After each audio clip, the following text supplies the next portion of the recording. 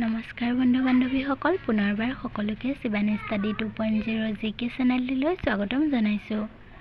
আজি আপোনালোকৰ বাবে কেইটামান গুৰুত্বপূৰ্ণ প্ৰশ্ন উত্তৰ লৈ আহিছোঁ। ভিডিঅ'টো অলপো স্কিপ নকৰি সম্পূৰ্ণ চাব।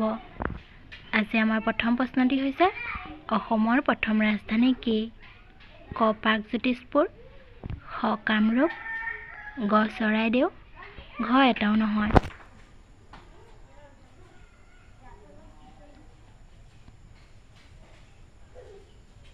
শুদ্ধ উত্তৰটো হৈছে গ চৰাইদেউ। অসমৰ প্ৰথম ৰাজধানী চৰাইদেউত আছিল। পিছৰ প্ৰশ্নটি,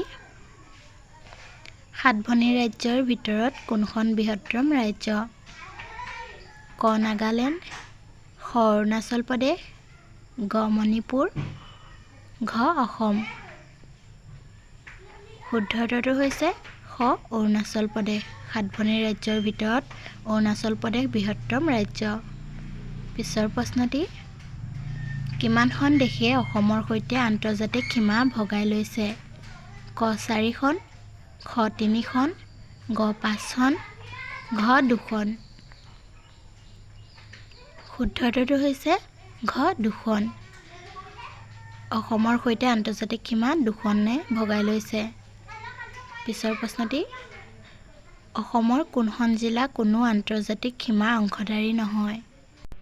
ক কোকৰাঝাৰ, খ চিৰাং, গ বঙাইগাঁও, ঘ বাক্সা।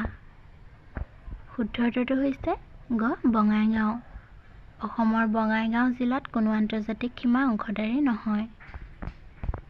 পিছৰ প্ৰশ্নটি, অঞ্চল অনুসৰি অসমৰ বৃহত্তম জিলা কোনখন? ক বৰপেটা, খ কাৰ্বি আংলং, গ শিৱসাগৰ, ঘ ডিব্ৰুগড়। শুদ্ধ উত্তৰটো হৈছে খ কাৰ্বি আংলং। অঞ্চল অনুসৰি অসমৰ বৃহত্তম জিলা হৈছে কাৰ্বি আংলং। পিছৰ প্ৰশ্নটি, অসমৰ প্ৰথম তেল শোধনাগাৰ ডিগবৈত কেতিয়া প্ৰতিষ্ঠা হয়?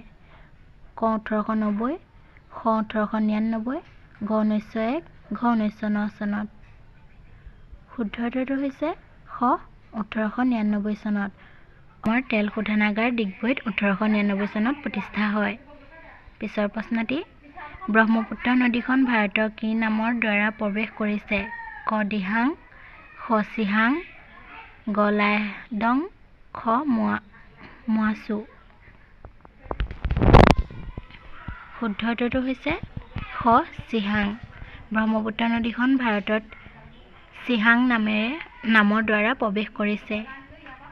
পিছৰ প্ৰশ্নটি, কোনখন অভয়াৰণ্য ওদালগুৰি জিলাত অৱস্থিত? ক চক্ৰশিলা, খ বৰনদী, গ আমচাং, ঘ বুঢ়া চাপৰি। শুদ্ধ উত্তৰটো হৈছে খ বৰনদী।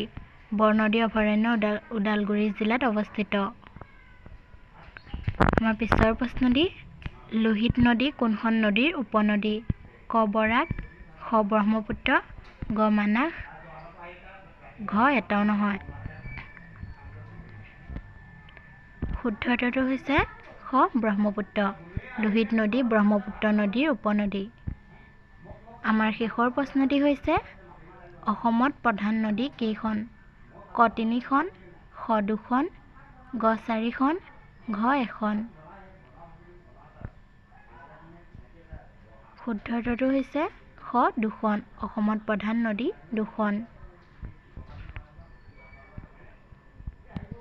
যদি ভিডিঅ'টো চাই ভাল লাগিল তেনেহ'লে লাইক এটা কৰি দিব আৰু প্ৰতিদিনে এনেধৰণৰ ভিডিঅ'সমূহ চাই থাকিবৰ বাবে চেনেলটো ছাবস্ক্ৰাইব কৰি ৰাখিব।